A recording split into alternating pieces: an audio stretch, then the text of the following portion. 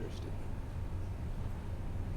Hello and welcome. I'm Maria Ressa. This is Talk Thursday. It is the home stretch before the Philippines goes to the polls on Monday, May 13th.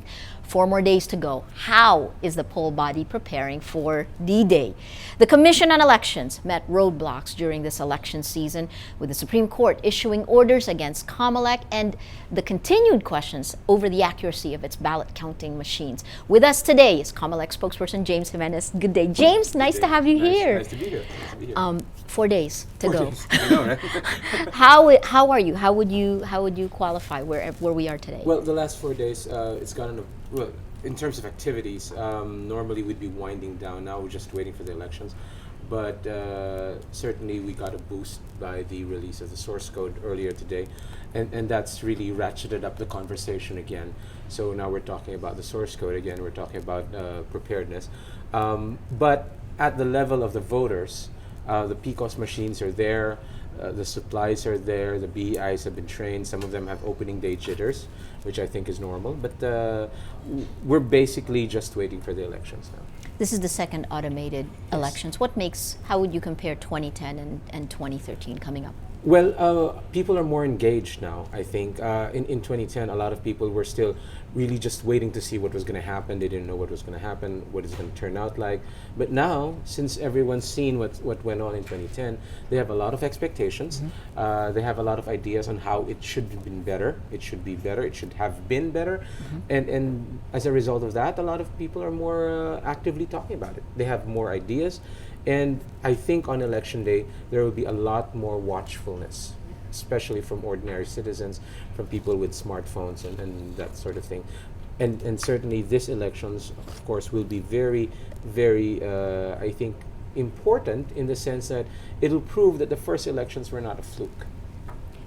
In 2010, there were a lot of, it's again, first time it happened, but there were a lot of last minute things. I mean, Yes. we were all waiting with bated breath whether Yes. it was going to work. And the biggest thing, of course, was the CF cards problem. Correct. And that happened. And even just during getting this them period. out, right? Yeah. Getting them out to where they needed to be. That's right, and that was the problem. That happened in the same time frame that we're in right now. Correct. And thankfully, we're not seeing that same sort of problem anymore. So what makes this different, aside from the questions, the actual preparations on the ground, where the PCOS machine is going, how you're running it, what makes this different? Will it be better? Will it be worse? It's not the same process that you're using. Well, as far as voting process is concerned, it is practically the same thing, but the preparations may have been a little different. Certainly, we like, for instance, now we're doing away with a lot of the procedures at the polling place. Like you don't have to fingerprint the EDCVL and that sort of thing. But how is it different? It's different in the sense that as far as the Comelec is concerned, we're a little bit more prepared now. We're more prepared, having done it the last time. The BEIs, a lot of them were able to serve in the last election, so they're a little more confident now. Again, the public, they're more critical, I think, to a certain extent. And all of that will be to the good, because it's important to watch the elections. You've actually served on Comelec longer than the people who are running Comelec. No, I mean, what yes. what about institutional memory? How do you retain that? What things, what lessons learned from 2010, and how do we know that they're implemented? Well, institutional memory, there's a career directorate in the Comelec. I'm part of that directorate. And so we bring forward the lessons from previous automation attempts, from the early 90s to 2004, where it was scuttled, and then all the way to 2010, and then from 2010 to here. We talk to the commissioners and we tell them our experiences. So, for instance, from the ARM automations using the big old clunky machines that we used in the 90s, we were very, very adamant that there should be on-ground tech staff, not like before. Yes. So that we have now. We are also very, very strongly pushing for the activation of the UV codes, seeing the effect that it had on people, it not being present in 2010. On a theoretical level, you didn't need the UV marks. On a theoretical level, that wasn't required by law. But as far as the implementers were concerned, we saw that there was a net effect. There's a net dissatisfaction with the fact that it was turned off. So although we had to go on with the elections anyway, it was something that we had to carry forward Yes. to improve the system later on. And is this system an improvement? Yes, it is. It is. But yet, many of the processes are also new, right? Smartmatic is no longer well, running it. It's now new in the sense that Smartmatic is slowly letting go. It would help to see the whole process as weaning us away Okay. from the foreign technology provider. In 2010, I think it should be understandable that we did have a lot of reliance on them for a lot of technical knowledge, but now that is actually not even gradually. It's like a very precipitous drop in the participation of Smartmatic. For instance, in 2010, Smartmatic was really at the forefront of explaining all of this. Correct. You know, we were there to provide the legal framework. We were there to provide the Comelec's view, but technology-wise, it was them explaining it. But now it's all Comelec. If you've gone to any Comelec demo in the last 6 months, it's all been Comelec, you know? Yes. So that's a very precipitous drop in the participation of Smartmatic. On the tech side, in the back office side of elections, it's the same thing. Smartmatic isn't there except just as a consultant. So it's a process of weaning us away from foreign technology. At some point in the future, it will be entirely Filipino.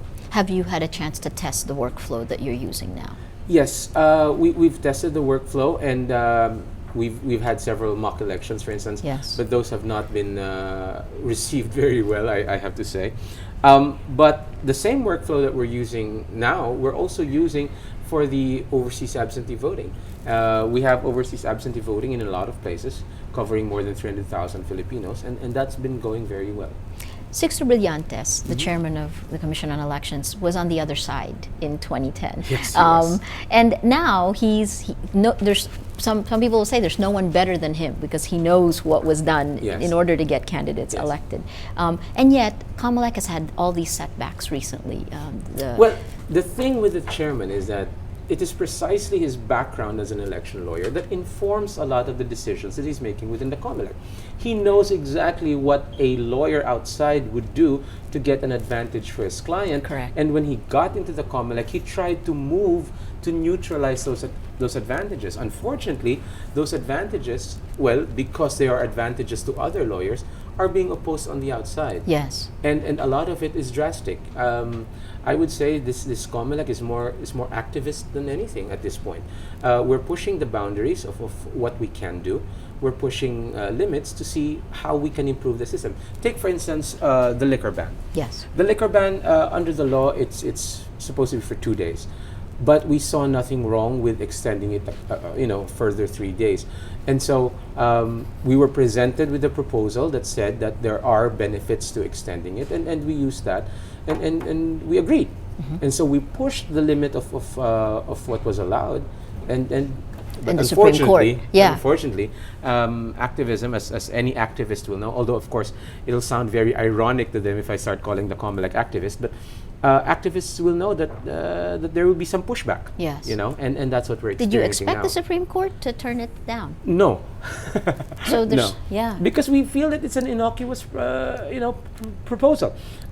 We did precisely limit it to an additional 3 days because we understood the commercial impact. Correct. But we felt that 3 days would not be too much of a bother to anyone, especially when you weighed it against the goal. Potential upside. Exactly. The money ban. I mean, Uh-huh. this is interesting. It looks like, again, sounds like, again, a good idea, but it didn't get the buy-in from everyone Yes. involved. Yes.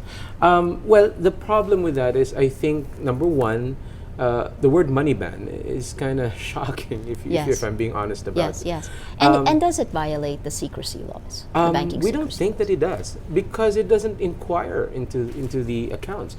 All it does is control the outflow of money. I think we've sort of started to reassess that whole suite of that whole solution, but when it first came out, the immediate response was so massive.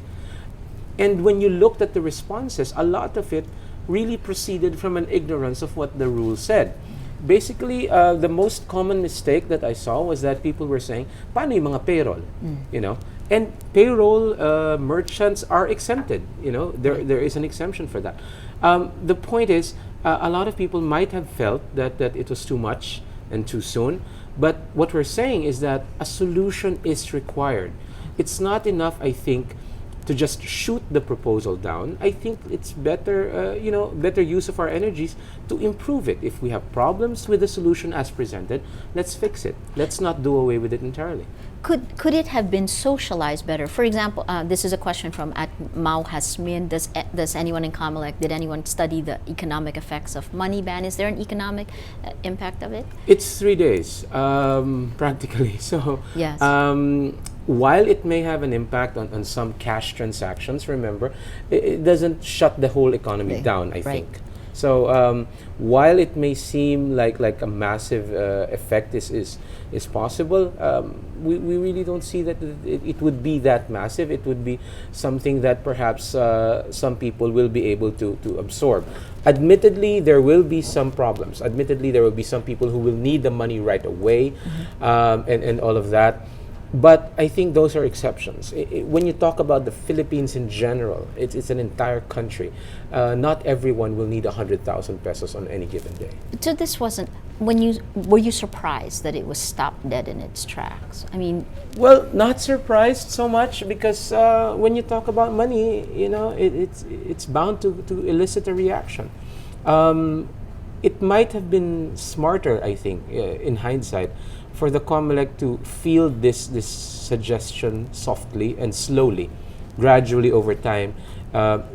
Get input on it from the wider range of the public, not just from people who deal with these things largely in theory, but to get a feel of how the society at large would react to it. Then perhaps it would have had a better chance. but it would have alerted the people you would have been trying to that curtail. that would have been the trade-off, I think. Yeah. If you have a solution that's good, and but potentially radical in its application, I think ultimately the better solution is to break it slowly, rather than to just drop it on everyone like a bomb. Especially since the Comelec doesn't really have that sort of superpower, Yes. if I might say, that will force everyone to toe the line right off the bat. Does it impact the credibility of Comelec, these negative decisions? I don't think coming so. against- I think it shows that the Comelec is willing to do take drastic steps, short of actually impinging on constitutional rights. Again, of course, there's a question on whether we have impinged on constitutional rights. But then again, at this stage, I don't think that's happened since no one's been complying, I think. Yes. Does Comelec, this is from Joshua Manalo, does Comelec regret any of its decisions in these elections? No. Those decisions that we've made were motivated by the desire to make the system better. Yes. We wanted to cut down the number of party list participants because we felt that a huge number of party list participants would dilute the strength of the Yes. system, especially we were looking at marginalized and underrepresented sectors. We really closed the limit on TV ad times because we felt that independent candidates had to be given the chance to at least compete on a more or less even field. And parenthetically, I'd say that independent candidates now enjoy more popularity than they did in 2010. Because in 2010, they were totally deluged. Yes. But now, it's different. These names come up. My old professor gets mentioned more than I would have imagined. And we did everything with the goal in view of making the system better. We pushed hard, and there's pushback. Again, like I said, it's something that we have to take into consideration as we move forward. There are a lot of questions coming in now, but let me just ask you, big picture, Sure. what makes these elections important? Why are they important in the big scheme? Why should people go out to vote? It's important, aside from the corny answer that it's part of democracy, Yeah. which it is. It's important because with these elections now, people are able to basically participate in the whole idea of governance. People are more participative now than they ever were.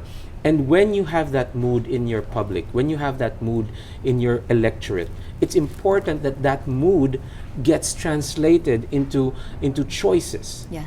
It's not enough to be upset about some politician or upset about something that was done that should not have been done. You should take a stand by voting. Doesn't matter if your pick doesn't win. Yes. What matters is that you participate. There are tons of questions, and I'm going to zoom in from at AES Watch Philippines. I'll throw you two about the source code. How can you prove that the source code presented earlier is the real code? There was no hash code matching. The process that that we showed earlier was not the whole process of the review. The review will take some time. So I think it's a little premature now to say that it didn't prove anything, because obviously we just started. From Samira Usodon, yes or no only? Okay. Pwede po bang Kinabahan i-program ako ito yung tanong. Pwede po bang i-program ang source code para magbigay ng instruction kung sino-sino ang dapat manalo sa eleksyon, regardless of passwords and certifications, and whether or not it can't be read by people? Yes. How do you prevent that? You prevent that by undergoing a certification process. That's precisely what the review process is all about. Not the review of the interested parties, but the review by the certifier, by the company that does this for a living. And the source code is certified, which means that we've checked the process and we know that that sort of malicious code isn't present. How easy is it to be able to change the results at the PCOS level? It's practically impossible to change the results at the PCOS level. It's practically impossible because of a lot of safeguards. First of all, the ballot is filled up only by the voter. It is touched only by the voter. And when it is inserted into the PCOS takes a picture of the ballot at that precise moment. So you can tamper with the ballots ultimately. I mean, you can break into the ballot box, but the images of the ballots are of the ballot as they were inserted, and that can always be returned to as a very trusted source. Fantastic. From at S Trimedia, out of the 78,000 plus PCOS machines to be used on the elections, how many of those were actually tested during the FTS? 100%. 100%. For the FTS, yes. They were tested 100% at the factory where we were preparing them. But for the FTS right now, we still have FTS scheduled for May 10, May 11, so I can't say 100%, but yes, all of them will be tested. Fantastic. What role is social media playing in these elections? Social media, to borrow your word, is an amplifier. A lot of people have a lot of feelings about this thing. They have a lot of emotions, and social media allows them to basically trumpet that and to get their message through to the people who should be listening, like us, yes. for instance. So it's important that social media be a part of these elections, which is why I've been saying to people, after you vote, go out and tell people about it. Yes. Tell them if it was a good experience, tell them if it was a bad experience, tell them if you liked it or didn't. The most important thing here is for social media to be used not just as an amplifier, which it already is, but as a means of getting information back to the people who administer the elections, so that we know what you think. You know, that's more important than a lot of people might imagine. But do you think does it have an impact on real world voting? Not yet, I think. I think it will have some sort of effect for a few candidates, simply because it gets them on the mainstream media if they explode on yes. social media. Yes. But as far as the social media people themselves, the netizens, we're a very small percentage of the population still, I think. But that will not be like that forever. That will change very soon. And in fact, I think, and the Comelec thinks that 2016 will see a very, very large jump in terms of the effect of social media activity translating to actual real-world votes. The presidential elections. Yes. The PCOS machines now, yes. we actually we have a crowdsourced mapping where the PCOS delivery is right now. Where does it stand, and what should people be looking for if they want to try to help? Well, the PCOS machines have been dispatched Are they all in over their the place? country. Yes. Yeah, they're at the regional hubs. Okay. For those that have already done their FTS, they're already where they're supposed to be, but there are still some places that we have to finish the delivery.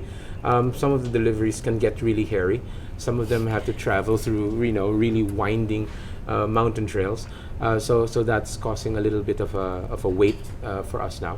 But all of the FTSs are scheduled for May 10, with I think just one place scheduled for May 11. Really, really far off place. If you really want to help, then be at the final testing and sealing. That's one thing. Make your opinions known about it, and be alert to any sort of delays. that might happen. Delays, a lot of times we don't get news of the delay from official channels. We get them from people who are on the ground saying, "Bakit wala pa?"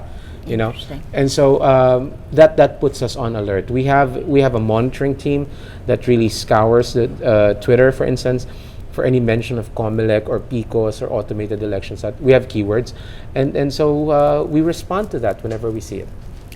From at Jonas Bagas, what's the conviction rate for vote buying? Has anyone been convicted No, of vote buying? I actually saw that question, Jonas, and I'm sorry I wasn't able to reply to it sooner. But no, to my knowledge, we haven't convicted anyone for vote buying. And you've deputized people to do it, though. But we right? have deputized people now, So and we're saying you can arrest anyone. If you don't get shot in the process, I mean, That how one do I you- have to give a caveat to. Yes. We always say we encourage citizen journalism. We encourage people to be more involved, but always safety first. You know, don't do it if you think you're going to get shot for it. Just and just as a rule of thumb, Yes. people who do that, they're probably not going to hesitate to beat you up. So be Yes. careful. And I guess PPCRV has said that in 2010 it moved from individual retail vote buying to wholesale vote buying. How bad is corruption? How bad is buying the We vote? think that vote buying really got a boost because of automated elections, because they could not manipulate the results. So if you can't manipulate the results, the most logical thing would be to manipulate the input to the results, which is the voters. Yes. So that's when you start buying votes. And yes, it's gotten really big, and we have a lot of activities going on right now trying to curb vote buying, and the money ban is just the last one. It's just the latest one. Rapplers also put up something called hashtag Vote Watch to help people monitor the two Yes. Vs. Vote buying is one of them. The other is violence. At the last week of April, violence increased 20%. I mean, Yes. normally midterm elections, you have They should local be more elections. peaceful, right? Actually, they wind up in an increase in violence. Give us an idea of this now. Well, Where is the it? last time I talked to the PNP and the AFP, they said that despite the bump in incidences, we're still lower than where we were in 2010. Although that's a bit encouraging, truth is one death is too much, right? And yes, violence remains a big problem for us. We're working with the PNP and the AFP on that, but really a lot of the problem of violence has to do with the people themselves. Yes. It's the supporters that really get into so much trouble. What's different? I guess I asked you about why people should vote in these elections. Aside from the very heated local elections in the national post, what's at stake for the country? Wow. You have You're electing a half of the Senate. Okay, the Senate passes the laws. They're basically the last guardian for bad laws, and the portal for good laws. So it's very important that we have people there who understand where the country should be going economically, in relation with its Asian neighbors, that sort of thing. And it's important that we get people there who know what they're doing at the local level. You cannot have a good macro environment and not have it trickle down to the lowest levels of government. And if you have lousy government officials at the bottom, then no matter how rosy it is up here, it's still going to be dark and gloomy down there. So that's what's at stake now. I always tell people, you go out of your house, you go into the street and you see garbage there. It's your vote that's not doing anything about that. Because that sort of thing, that sort of ground level services that comes from government officials that you're supposed to vote for. And so that's why it's important. That's why these elections, as with any elections really, are a very crucial part of how we live life. James, these are very specific questions Sure. about the Comelec website. There's several of them. Claudine Itchon, why is Comelec website always down? Another question, I've noticed the Comelec website is not working most of the time. Are there any actions being done to fix this? Another question up top about the website and the results again. Yes. The website for the results, we're going to announce the URL for that. It's already up and we've been testing it, but we're not making the URL public yet.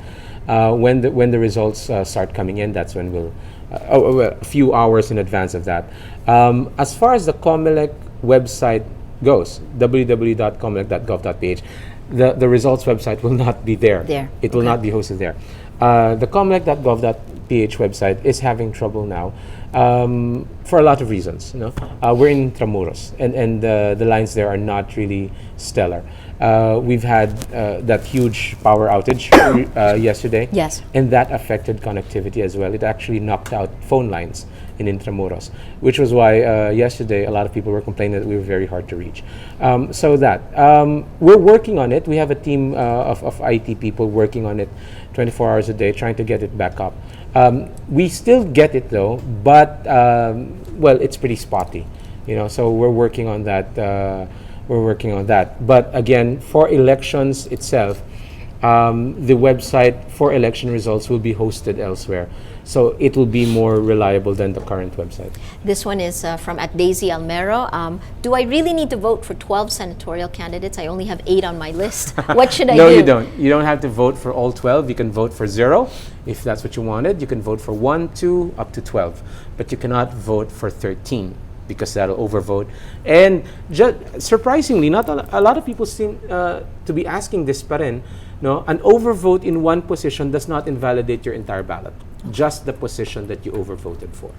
This one is quite personal. Hungry Angus. Yeah. Why should the electorate listen to a Comelec official who failed to register? James. I know. Failed. That's the key word there. I failed to register. It's not that I stayed away from the system deliberately. It was a personal error. It was a mistake that I regret entirely. Hungry Angus has been at it for quite some time, and I respect really? him for it. Okay. Yes, and well, when I get registered, I hope that will satisfy him. How do you deal with the instant feedback that you get right now? Well, it's the internet, Yeah. I mean, you can't go in there not expecting that sort of thing, so you have to be ready for that. How do you deal with it? With a lot of, I guess, with a lot of goodwill. You know that they're free to comment, and you're free to comment back if you're so minded. Does it affect you? What if they're criticisms? Well, certainly, it dents me a little, but overall, I think the work that I'm doing is a lot more important than any personal offense I might take at their comments. So I just grin and bear it. After all, this is the job, and this is what I'm doing. And if some people don't like it, well, more power to you. 4 days before, what is your greatest fear? I don't think we have enough time for that. But greatest fear? What is the biggest problem that could happen right now? The biggest fear really is if it happens that a lot of people are not able to cast their vote. That's really the big thing for me. I'm afraid that there might be a repeat of the long lines, that people might get tired of waiting to vote. I'm worried that what happens if a machine has to be replaced? Will people stay to vote? Most of my fears have to do really with people not being exercised their right to vote. As far as the back end of the technology is concerned, I've been assured by the people in my organization who have been working on that, and I take them at their word. But again, my concern is people not being able to vote. But it was actually an easier process in 2010. Do you expect that to be similar, or are there new processes now? Well, that I make it wouldn't worse? go so far as to say that it was easier for us in 2010. It was actually very difficult because, again, the groups that are present now were present back then. And back then, we didn't even have the luxury of saying, but look, it worked, which we have now. Yes. So I wouldn't say that it was easier, but things have changed a little, I think, because a lot of people now, when they argue, they have more things to throw against us. Not just the PICOS, but the things that we've been doing outside of the PICOS. Yes. And you're right, you actually have been pushing the envelope further. What about transmission? I mean, in 2010, it was done with BGAN. You had a full force. This time around, you're going to be relying on the telcos. Yes. Are they prepared? So this is essentially a new process. Yes. Well, they've undergone a lot of upgrading of their systems, and we've been assured that the systems will be up. But we still have some backups. We still have VSATs on hand and the ability to send via other means. And also there's the sneaker net, where you take the picos out and you run. You run the sneaker and- net. I like that. And you run with it to the canvassing center. So there's that, and we have a lot of contingencies in place to meet whatever challenges might pop up on election day. I think we're ready for that. I think. Fantastic, James. Last words. Well, go out and vote. Not like me. 4 days before Election Day. That is Comelec spokesman James Jimenez. He is on Twitter at JAB Jimenez.